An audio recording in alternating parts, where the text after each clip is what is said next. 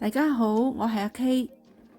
最近係生蠔嘅季節，我老公話教我做韓式生蠔飯，咁我哋一齊嚟睇下啦。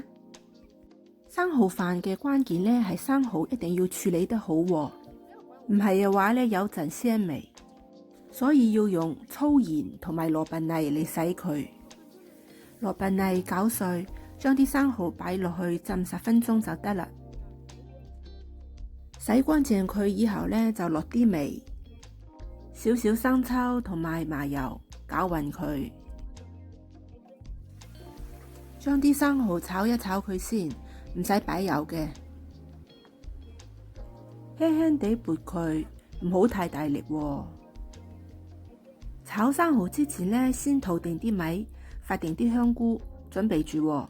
跟住將啲生蠔連埋汁冚唪唥倒落去，因為之前啲生米我係冇加水嘅。咁我哋睇下，如果啲水呢太多得滯，咁就撥翻啲出嚟。啲水喺生蠔下邊，唔好超過佢喎。好啦，而家我哋嚟做啲調味料，因為一陣如果啲飯呢唔夠味，可以淋啲上去嘅。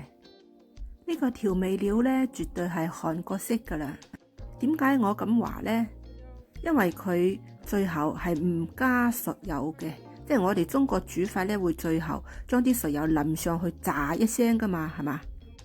我老公話出邊餐廳同埋屋企都係咁做調味料嘅。咁好啦，我都尊重佢哋啲飲食文化啦。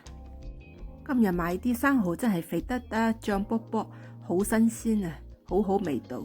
咁今晚晚餐搞掂啦，白灼生菜同埋生蠔飯。多謝大家關注我嘅視頻，下次再見啦，拜拜。